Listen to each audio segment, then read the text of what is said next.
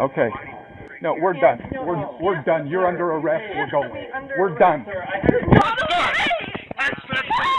So it was just as alarming to us as it was to the general public. The necessary steps are being taken to fully investigate the incident. She put her own safety at risk to ensure the safety and privacy of the patient. And should not have been subjected to arrest for doing her job. Nothing that I ever would have thought would have happened to one of our nurses here at the university. For that, I would like to apologize to Alex Wubbels and the staff of the University of Utah. I was alarmed by what I saw in the video. This was one that went really wrong and eroded all of that trust that we've been trying to build up. To our nurses and staff, this will not happen again. On July 26, 2017, a routine day at the University of Utah Hospital took a dark turn. As business was as usual, a new kind of storm was brewing. This is the day when a clash of duty, ethics, and law enforcement led to the arrest of nurse Alex Wubbels.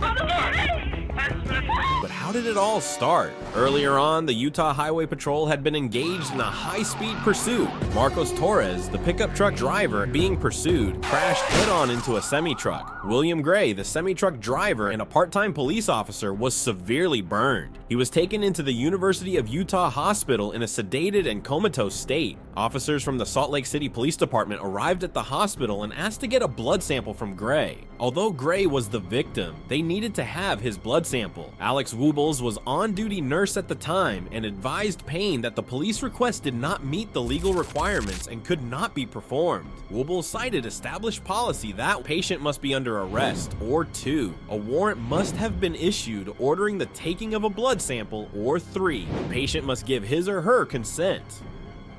She cited to that effect the specific hospital policy on which the police department had agreed that would not permit her to provide the blood sample. Payne did not try to de-escalate the situation. Rather, he remained persistent and overbearing on his demand for a blood sample. However, the nurse stood her grounds and refused to break the protocols. She called a supervisor who agreed with her decision and informed Payne that he was making a mistake. Payne then cut the conversation off with an okay and made a two-handed grab for her phone. When she pulled it away, he said, "No. We're done. We're done." What happened next shocked the nation. Okay. No, we're done. We're done. You're under arrest. We're going. We're done. Payne grabbed and arrested Wubbels. She was roughly taken out of the building just because she decided to uphold the law and reject Payne's demand to break protocols. She was later released after spending 20 minutes in the police car in handcuffs without any charges being brought against her. At a press conference on August 31st, 2017, Nurse Wubbels and her attorney released footage of the incident taken from hospital surveillance and police body cameras. The footage went viral and spread like wildfire. There was instant public outrage and heavy criticism on social media for how the nurse was treated by the police. The Salt Lake County Police Department publicly apologized for the nurse's arrest. I was alarmed by what I saw in the video. I want to be very clear. We take this very seriously. They put Officer Payne on paid leave on September 1st. Another police officer connected to the incident was put on paid leave the next day. The University of Utah police chief also apologized to the nurse on September 4th. He said that the university police should have done more to protect her on the night she was arrested. Yeah, that breaks my heart. I get into this business to protect and serve, and without the community trust, we don't have a job. And we have thousands of interactions here at the hospital on a yearly basis. And 95% of them, 99% of them go really well. This was one that went really wrong and eroded all of that trust that we've been trying to build up. It's now our job to step up and rebuild that trust and do what we need to do to make sure that everyone that works, lives, and visits here feels safe. On September 13th, the mayor of Salt Lake City said that the internal investigation revealed Payne and his watch commander violated 6 separate staff policies during the incident. The events of July 26th have certainly shaken our community. They have strained the trust we have built between the public and the police department. Many of us have been left wondering how this could have possibly happened. And all of us want assurances that it will never happen again. Since seeing the video for the first time on August 31st, I have been focused on ensuring the necessary steps are being taken to fully investigate the incident. A report from Salt Lake City's Police Civilian Review Board also alleged that Payne and Tracy violated police policies.